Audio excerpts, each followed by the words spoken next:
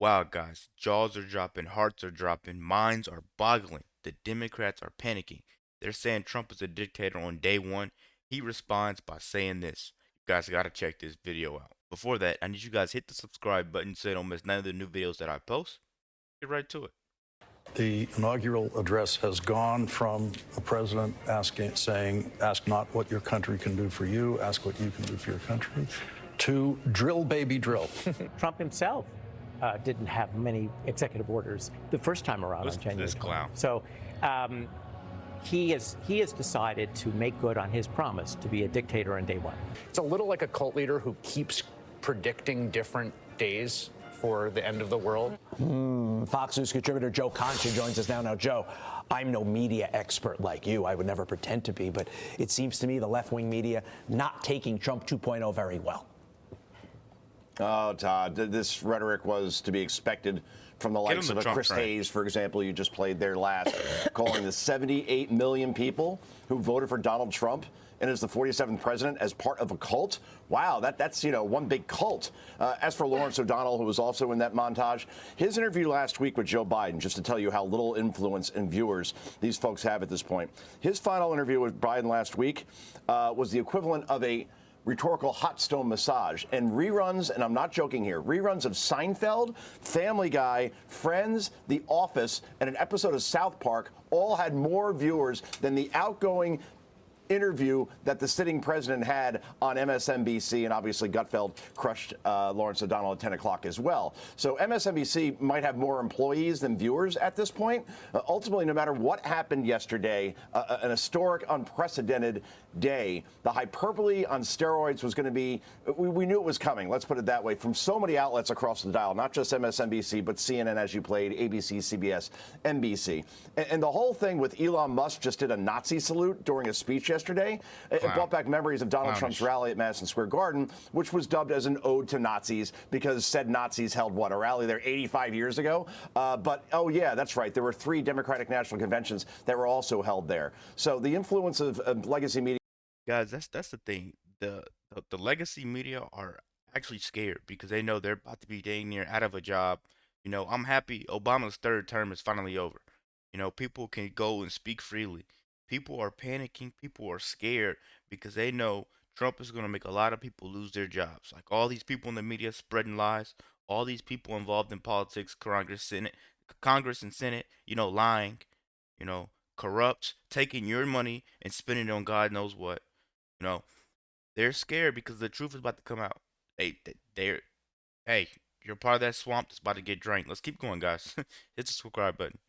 All but dead, and this is where we're at this point. Echo chambers, dishonesty, never good for business, and nothing's going to change over the next 4 years for Donald Trump. The resistance is what we're going to see from media instead of just playing the role of journalists as they purport to be. Yeah, just quickly on the Elon Musk thing, the ADL came out and said, not a Nazi salute, so that should end it right there. Yeah, that was ridiculous. Well, there was round-the-clock coverage, of course, of this inauguration, so here's more reaction on MSNBC regarding some of the big tech CEOs who were in attendance. Really quick, guys, they want to say that's a Nazi salute, but the Democrat National Convention been held in that building, and it already came out. ADL said it's not a Nazi salute. So why are we still doing that? It's only a problem when a Republican does something. When a Democrat does it and screw you over and over and over again, hey, we sweep it under the rug as many times as we can. Now the rug is just full and it's just obvious, and people are starting to stand up. That's why 71 million Americans went out and they voted. I'm telling you guys, it was never a problem when Joe Biden sat there and signed all the executive orders. But now Trump's signing some orders and he's actually can stand on it and do something. And it's obvious no one's in his back pocket making him do stuff. Now it's a problem. Now everybody's scared. It's no fun when the rabbit got the gun. You kicked this man when he was down. I'm sorry I'm talking a lot, but they kicked this man when he was down repeatedly, over and over. And they thought he was going to roll over, and give up. But this man stood up, and now he's standing for Americans. If putting America and putting Americans in the constitutional right first is a dictatorship, hey, I'm in. I'm right behind Trump. Keep going, guys. Attendance yesterday. Listen to this. All right. Apple CEO Tim Cook, how is this happening? Only in America. How is this happening? Why are people with tons of money up on the dais with cabinet nominees and family members. It is a message, and I think I think they are up there for the very reason that you probably think they're up there. Yeah. And, you know, Joe, that reminded me of middle school, when a group of girls would say, wait a second, those people can't sit together at the lunch table. The big tech CEOs with tons of money, they sit with us. Except this isn't middle school. This is a presidential inauguration, and it's a good thing when people from all corners of the country come together to celebrate it. Just ask John Fetterman, who was in attendance in his basketball shorts yesterday. That's right. Hoodie and shorts. The guy is consistent when it comes to his fashion. Look, more billionaires donated to Kamala Harris and Democrats than they did to Donald Trump during this last election season. So I don't want to hear about money. You're right. That commentary is missing everything but Lindsay Lohan in the burn book, right? And tech moguls didn't say that the Hunter Biden laptop story was Russian disinformation. Those tech moguls didn't say that Donald Trump was an agent of the Kremlin. Those tech moguls that were up there yesterday didn't say Joe Biden was as sharp as, you know, behind the scenes as Stephen Hawking, and when it was clear that his brain turned to applesauce. It's just also silly, and it's just more fear-mongering. And the difference with Trump this time around, as opposed to 2017 when he came into office, is that business and tech leaders are all now willing to work with him, while the media obviously doesn't like that very much and will do everything to work against him. Yeah, they're The media is just falling, guys. You know, how do I put this? It's weird that a man said he wouldn't even pardon his own son. Then he goes and pardons 8,000 people.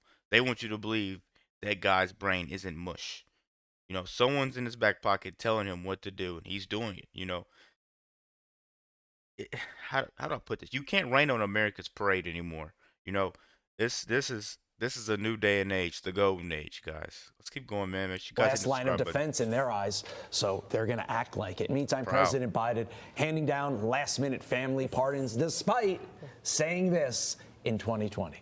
Listen, I just does this concern you? All these preemptive pardons? Well, it concerns me in terms of what kind of precedent it sets and how the rest of the world looks at us as a nation of laws and justice. You're not going to see in our administration that kind of approach to pardons. Oh, really? Biden says you're not going to see it, but I don't think no one heard that. Let's go back. Let's go back right here.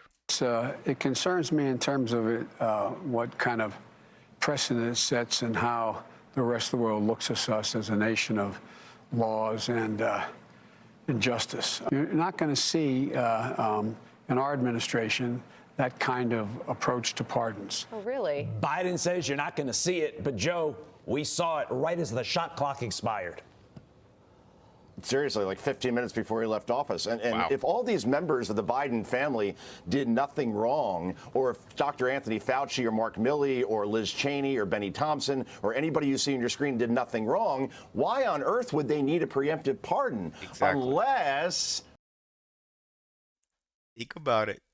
Unless they did something illegal. You know, now it's starting to make sense to a lot of people, because if they didn't do anything illegal, they can go in the front of court. They can go in the court of law, you know, and get out like Trump did. But no, they think that they're not going to get out because there's actually evidence, you know, or else you wouldn't need these pardons, because there wouldn't be anything to go in there like Trump did, you know, because it was so nice to put him in there. But now the rabbit has the gun, and now you don't want to, you know, go to court. Okay. Let's keep going, guys. Well, maybe they did something wrong. I mean, why else would you have to do that? But it's a horrible precedent. Overall, guys, 8,064 pardons by Joe Biden going out the door, compared to Donald Trump, who only had 237. So this is why he will exit as the most unpopular president of our lifetimes. Just all petty, vindictive, no class whatsoever, and he will be forgotten quite quickly. Well, there's going to be a whole lot for you to cover over the next 4 years, Joe. Thank you so much for... Wow, guys, this video just has so much entertainment in it, because this legacy media stuff, man, they're panicking because they're about to be out of a job, you know, and all the Americans are really starting to wake up and realize what's going on, you know, and what game they've been running on people in America. So let me know what you guys think about this quick video. Be sure to like, comment, subscribe if you're new. As always, let me know what you react to. We're out.